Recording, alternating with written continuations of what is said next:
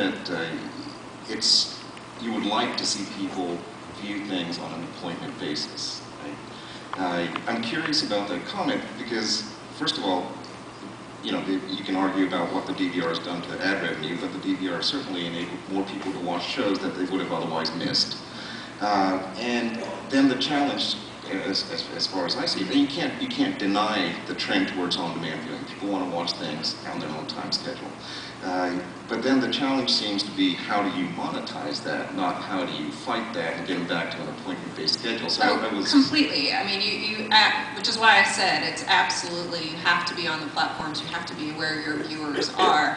I think just the challenge for a lot of big television companies and small television companies is the fact that it isn't as efficient and it isn't as easy to monetize that viewership across multiple platforms because, you know, measurement varies.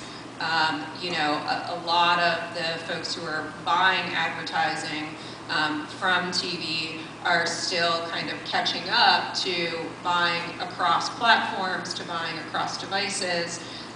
You know, sort of matching measurement with device and having common currencies to be able to talk to agencies and clients about. I think the industry is going there, but it's a slow road.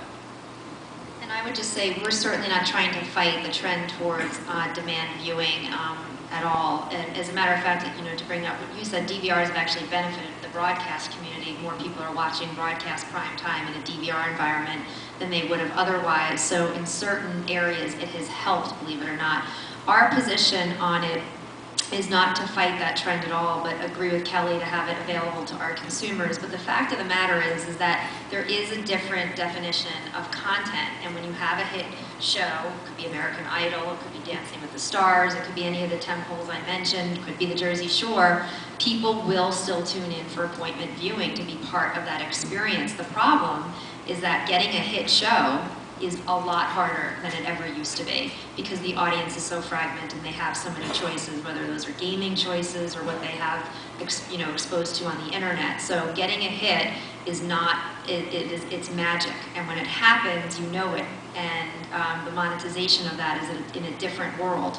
And for those, I think there is still a tune in and you go an appointment view, but the trend is absolutely to just make your content available. The other element to it is how repeatable is that content, because a lot of cable networks in particular repeat their content a lot, and that is a key strategy for monetization. So not only do you need people to tune in that first time, but does that piece of content have legs?